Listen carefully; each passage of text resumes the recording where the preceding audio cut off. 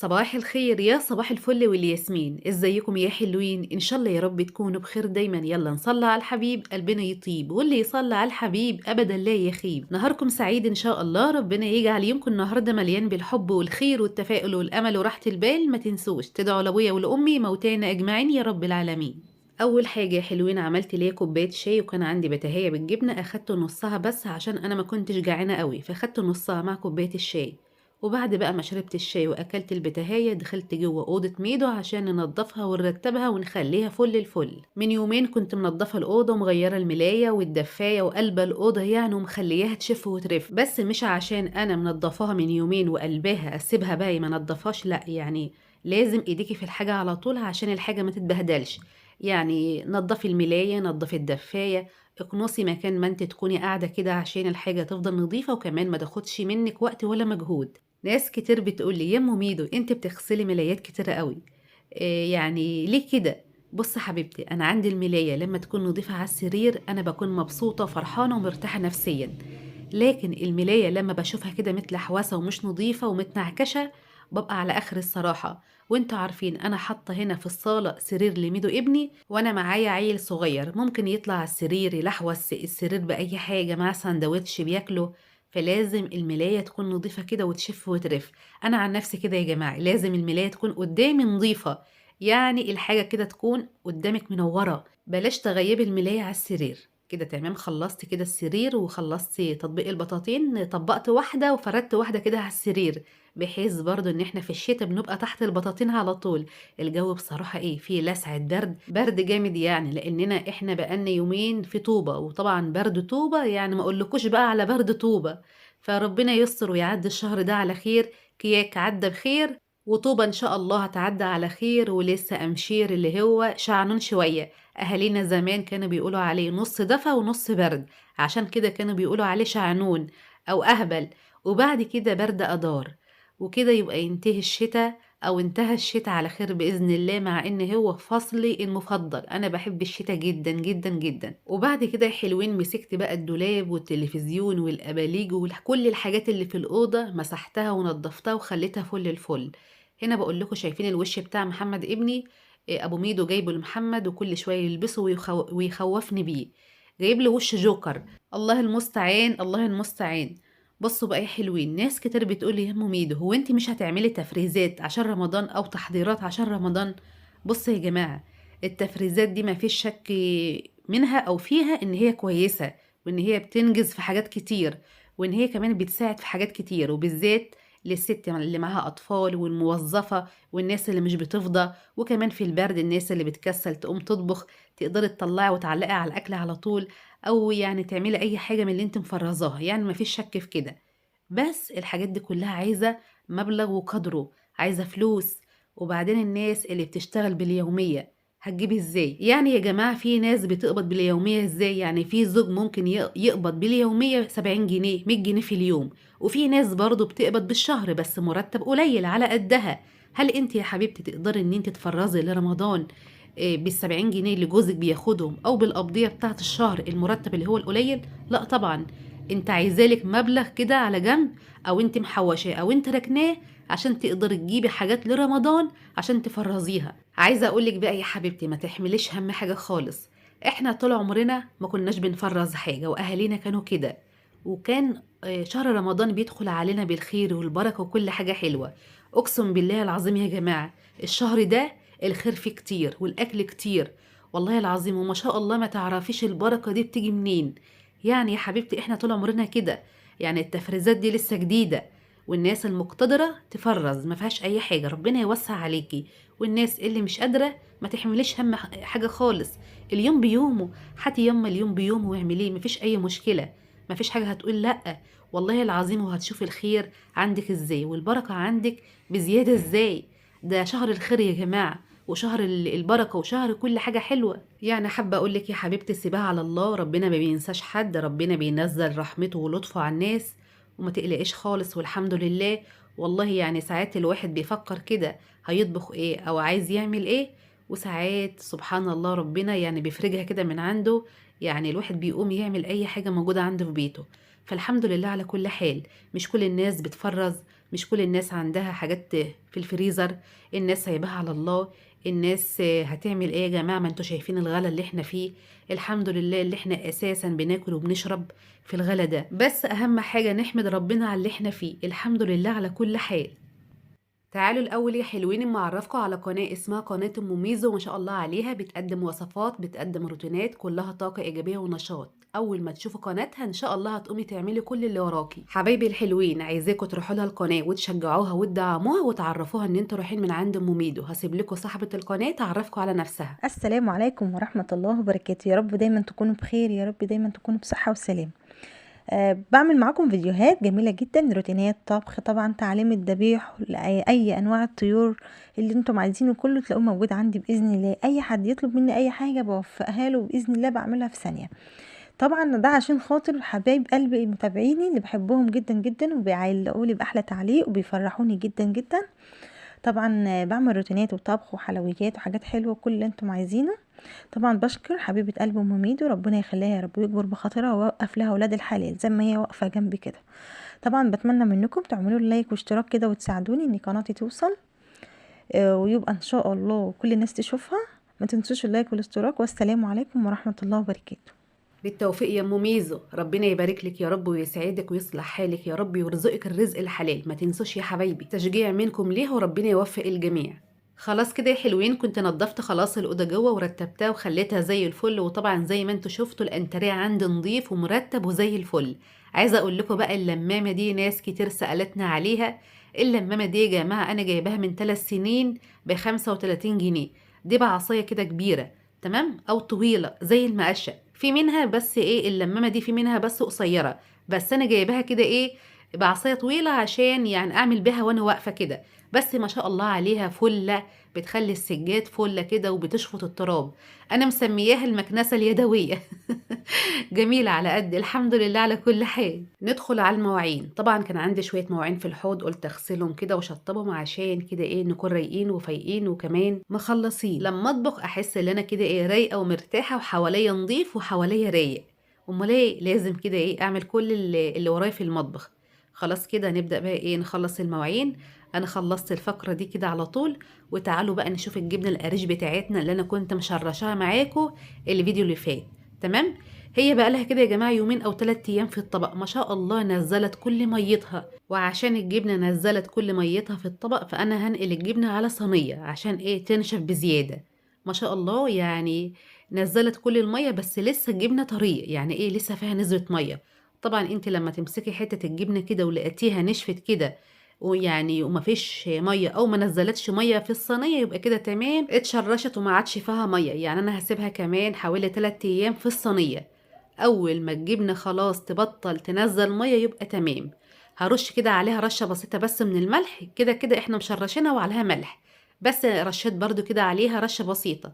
وطبعا انتوا شفتوا الميه اللي هي منزلاها قد ايه. اغطيها بقى بكيس بلاستيك واركنها على جنب عشان تصفي ميتها. يعني انا بركنها على الرخامه، بحطها في ضلفه المطبخ، المهم يعني ايه بعيد عن التلاجة، لان في ناس بتقول احنا بنحطها فين بعد ما نشرشها. حطها على الرخامه على ترابيزه.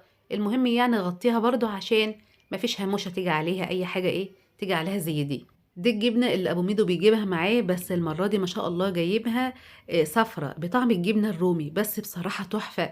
انا بفضيها في علبة كده في التلاجة، في علبة تلاجة، وبحطها في التلاجة نجر منها. بس بصراحة المرة دي جميلة جميلة جميلة بألف هنا. تعالوا بقى يا حلوين لما نعمل كوبايتين هوت شوكليت عشان يتدفى كده في الشتاء، بس ما تكترش منه عشان بيتخن. حطيت هنا نقول بسم الله، حطيت هنا اول حاجه كوبايتين حليب، وبعد كده احط كمان معلقتين كبار كاكاو خام بدون سكر اللي هو كاكاو الاسباني. تمام. ونحط كمان حوالي قطعه شوكولاته اللي هي سما اللي هي بتاعه المطبخ، شوكولاته المطبخ. وحطيت كمان معلقه نشا، وكمان معلقه صغيره من النسكافيه البلاك، وكمان حوالي 3 معالق سكر حسب الرغبه، لكن السكر اللي انا حطاه مظبوط جدا يعني ايه معقول. ونقلب بقى كل الحاجات الحلوة دي كلها مع بعض. وبعد كده هاخد الكسرونة دي واحطها على النار، والنار طبعا ما تكونش عالية، انا هدي النار شوية. ونقلب نقلب بقى كل الحاجات الحلوة دي وسيبها بقى ايه تغلي غلوتين او تبقبق بقبقتين. ما شاء الله شايفين الشوكولاتة ساحت ما شاء الله، وكل حاجة دابت وساحت. انا سبتها اهو بتغلي غلوتين عشان كل حاجة تستوي، النشا يستوي وكل حاجة ايه يستوي. ما شاء الله ما شاء الله، بألف هنا. أحلى كوبايتين شوكولات، يا سلام في الشتا يدفوا. نصب بقى الهوت شوكولات بتاعنا الجميل السخن ده، شايفين القوام؟ لا هو تقيل قوي ولا هو خفيف قوي، ما شاء الله ما شاء الله. يا سيدي يا سيدي، كان عندي بقى شوية ايه، المارشميلو ما شاء الله. وكان عندي برضو كريم شانتيه كده في كيس في الفريزر، طلعته وحطيت قطعت كده الكيسة بالمقص كده، وبعد كده رشيت رشة بسيطة من الكاكاو على الكريم شانتيه. وعندي هنا المارشميلو حطيت على الهوت شوكولات. تقدري تشربيه كده من غير اي حاجة من دي، يعني انا ساعات بحب اشربه سادة، لكن بقى انتوا عارفين العيال هنا بيحبوا هم الحركات دي، الحركات والاشتغالات دي. ما شاء الله. طبعا مليت الكوبايتين، وفي كوباية يعني ايه سقطت كده زي المحلات والكافيهات بس بصراحة كان تحفة، كان طعمه بصراحة بألف هنا بألف هنا، كان جميل. تعالوا بقى اشربوا معانا هوت شوكليت، جربوه وان شاء الله هيعجبكم، بس اهم حاجة ما تكترش منه عشان بيتخن. انا عن نفسي ما بحبش اكتر منه في الشتاء كتير عشان بيتخن. هنا بقى حطيت في صينية حوالي نص كيلو لحمة مفرومة، فيها نسبة دهون بسيطة، وانا حاطة اللحمة في الصينية من غير اي زيت ومن غير اي سمنة، لان اللحمة هتنزل الدهون اللي فيها. بعد كده بعد اللحمة مغيرت لونها، كنت هنا مقطعة حوالي 3 بصلات كبار تقطيع صغير، وكمان كنت مقشرة طماطماية شايلة قشرها ومقطعة برضو قطع صغيرة، وكمان ايام مميدو كنت بشرة برضو جزرة، وتقدري كمان تحط قرن فلفل حامي أو بارد.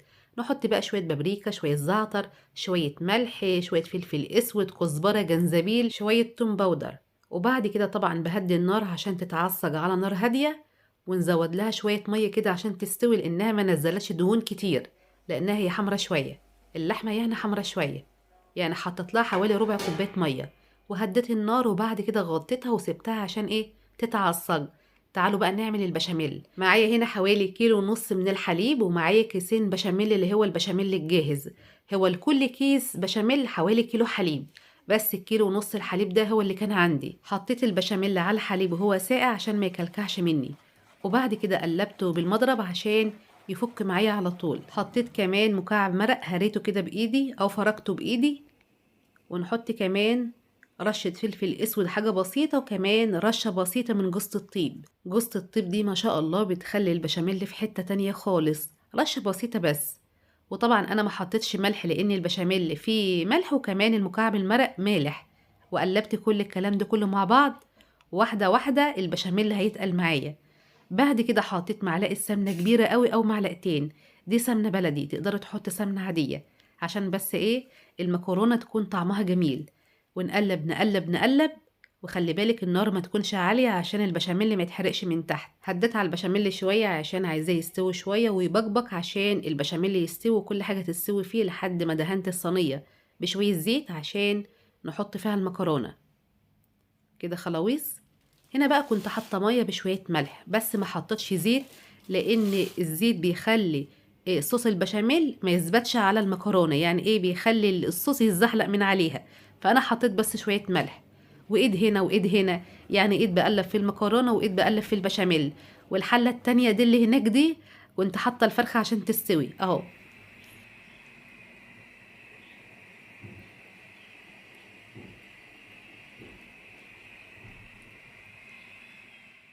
طبعا الفراخ انا عملتها معاكم كتير قبل كده، انا متبلاها ببصله كده بشويه ملح وفلفل اسود، وسلقتها عادي خالص، احنا بنحبها كده بتبقى طعمها جميل.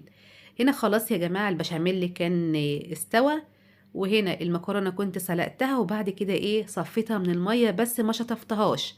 إيه المكرونه بتاعت البشاميل مش بتشطف تحت الميه. حطيت هنا حوالي كرنبين 3 على المكرونه وقلبتهم زي ما انت شايفه، وبعد كده احط الطبقة الاولى من المكرونة في الصينية، وبعد كده الحشوة اللي هي اللحمة، وبعد كده طبقة تانية من المكرونة.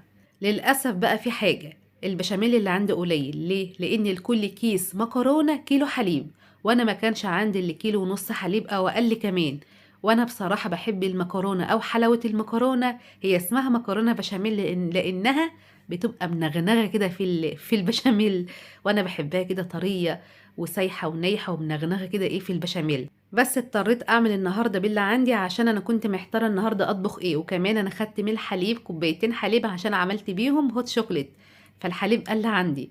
بس هنعمل ايه، بس انا يعني ايه بعرفكم ان لكل كيس مكرونه كيلو حليب، وكل ما البشاميل يكون ما شاء الله كتير وحلو كل ما المكرونه تكون جميله كده ايه ومش ناشفه معاكي. هنا حطيت بقى بقيه البشاميل كده على المكرونه، وكان عندي شويه جبنه موتزاريلا وجبنه رومي، حطيت كده شويه على الوش. تقدري ما تحطيش اي حاجه من دي، تقدري تدهني بس حته سمنه كده من على الوش، على وش المكرونه وتدخلها الفرن. بس انا عندي الجبنه دي حته جبنه موتزاريلا كده صغيره وشويه جبنه رومي حطيتهم على الوش. بس اي حاجه عندك في البيت مشي بها وخلاص، مفيش حاجه هتقول لا. هنا خلاص يا جماعه الفرخه كانت استوت ورشيت عليها شويه ملح وشويه فلفل اسود، والمكرونه دخلتها على الشبكه. شغلت الفرن من تحت الاول عشان تحمر من تحت المكرونه، وبعد كده ايه بشغل الشوايه لونها يحمر من فوق زي ما انت شايفه. بعد كده دهنت الفرخه بحته سمنه بلدي ودخلتها تحت الشوايه عشان تحمر. يا سيدي يا سيدي، الله الله الله. تعالوا بقى ايه اتغدوا معانا. ادي بقى المكرونه، طبعا المكرونه بعد ما طلعتها غطيتها شويه عشان تكون طريه، وبالذات البشاميل اللي قليل فيها. شايفين بقى عشان البشاميل اللي قليل فيها حاساها ان هي مش طريه قوي، حاساها ناشفه. شايفين بس بصراحه ريحتها في الجون عسل. يا سلام، واحنا عندنا هنا بيحبوا المكرونه البشاميل وبالذات سخنه. كليها سخنه، اوعي تسيبيها تبرد عشان ايه تكون كده طريه وسايحه، لو بردت معاكي هتجلد. وعملت الغدا على طول، والله ما اخد مني اي حاجه، ما شاء الله بالف هنا. ما شاء الله اتغدينا واتبسطنا وشبعنا والحمد لله. هنا بقول لكم شايفين المكرونه ناشفه معايا ازاي، يعني انا عايزاها كده غرقانه في البشاميل غرقانه. عسل بألف هنا. والفراخ برضو بتاعتنا مستوية وعسل، شايفين دايبة، شايفين دايبة ازاي، ما شاء الله. ومتبلة طبعا من تحت الجلد ببصلة كده ايه ومظبطاها على الاخر. واتغدينا والحمد لله. وبعد كده كان عندي دور غسيل في الغسالة، كان عندي دور بالليل ودور بتاع النهاردة الصبح، نشرتهم والحمد لله. وده كان يوم النهاردة وده كان روتين النهاردة، ما حبيتش اتقل عليكم. الجو النهاردة حاسة مغيم شوية، ربنا يستر الجو ما يشتيش. اتمنى من كل قلبي ان فيديو النهارده يكون خفيف عليكي واستفدت منه وطلعت منه حتى ولو بفكرة بسيطة جدا. هتوحشونا قوي، مع الف مليون سلامة حبايبي.